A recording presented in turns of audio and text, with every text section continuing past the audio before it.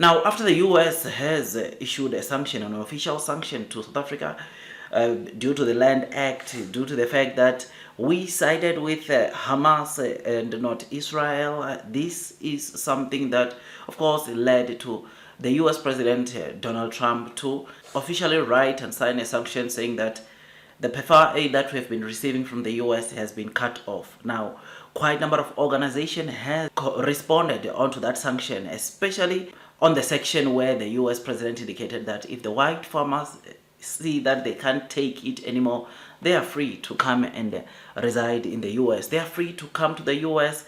US will draft something for them and they can take their families with them and reside to the US. And we have seen this making South Africans more furious, government, departments, and other political parties being furious about this and responding. EFF President Julius Malema came and said that those that take this deal by Donald Trump of saying that they can come stay in the US, he wants their citizenship or South Africa's citizenship to be revoked. This is what he's saying. I mean, our government has responded to this, saying that they reject these recent executive orders issued by the US President Donald Trump, which outlines plans for resettlement of white South African farmers and their families to the United States. The Department of International Relations and Cooperation expressed deep concern over the order, criticizing it factually inaccurate and reflective of misleading narrative about South Africa's history and socio-economic landscape.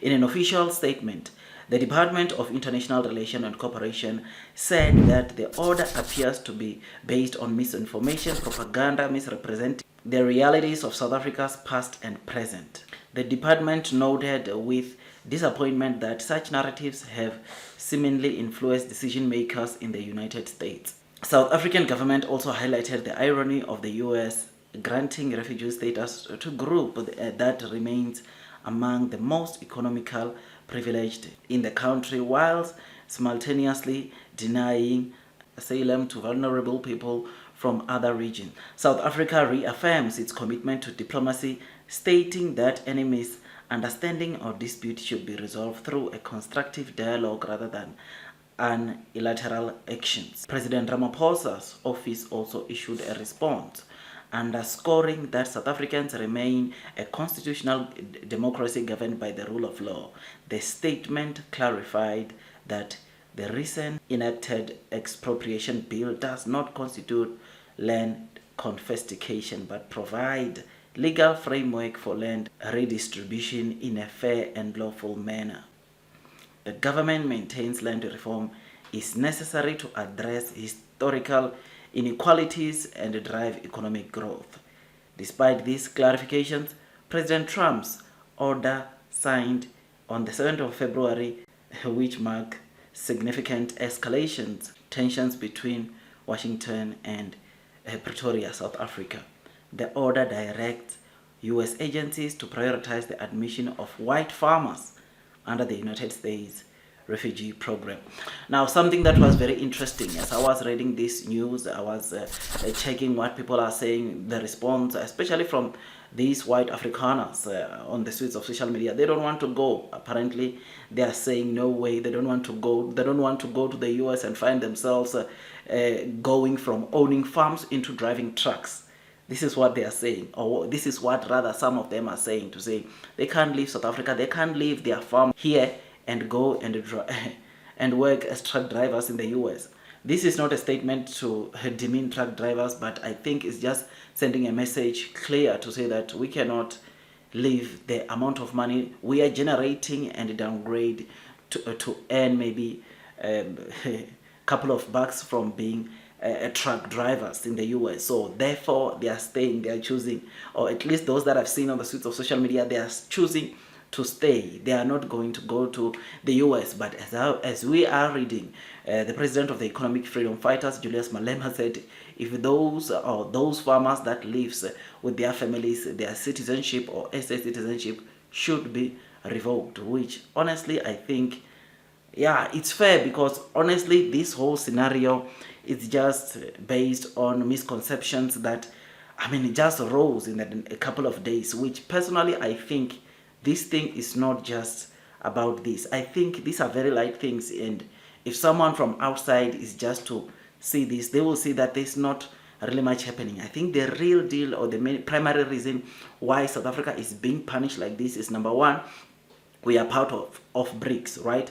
Number two, we have fought Israel against the genocide that was happening in Hamas, right? Which is something that pissed off the US. BRICS and Hamas, these two situations are the one that pissed off the US, and the US wants to use this wide genocide, this Land Appropriation Act, this Land Act, which they said is not being done fairly and square, as a result of them sanctioning us. But we know that the deep thing, something that is leading the US to do this, is obviously those two things, BRICS and the fact that we challenged Israel. We won our case at the International Court, and the US said on their sanction to say we should have stood with Israel and not Hamas.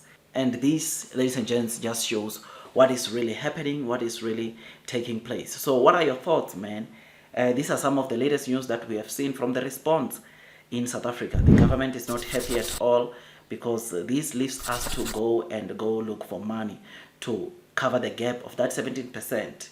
I mean, it's a lot of money. We need to obviously start planning as to where we'll get this money, and it's going to pinch a bit. It's going to hurt, because it's going to make the government to have to prioritize other stuffs to get this money, or to find other institutions, other countries like China maybe to fund us on this. And it won't be just for free. We'll have to pay interest.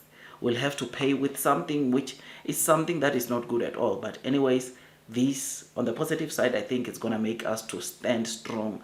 It's going to make us to really not depend that much onto other countries, but know how to fight and stand for ourselves, which is something that is very good. So yeah, man, this is all that I was saying here. I was saying based off what I was reading, and yeah, obviously let's hope things get better with time. I'll see you in the next video. Don't forget to like, subscribe, hit that notification bell. I'll see you on the next one, and God bless you all.